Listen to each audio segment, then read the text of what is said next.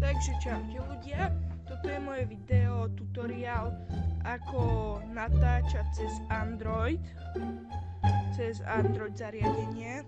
Je jedno, či máte tablet alebo mobil, to je už úplne jedno, iba si spustíte obchod Play, tak napíšete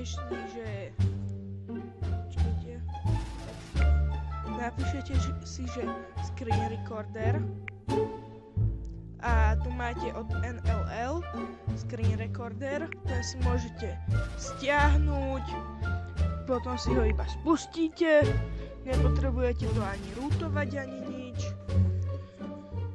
Tu máte všelijaké, že si môžete vytvárať gify, video, strihač, potom tu sú ešte nastavenia, do tých pôjdeme.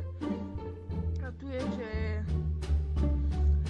že kam to chcete ukladať tie videá, v akej kvalite majú byť a tak. Tu sú aj FPS-ka, len teraz tuto hore sa dá kúpiť ešte licencia a tam ide aj zvuk na mikrofón, ale mne to vôbec nevadí, pretože ja točím väčšinou iba s hudbou a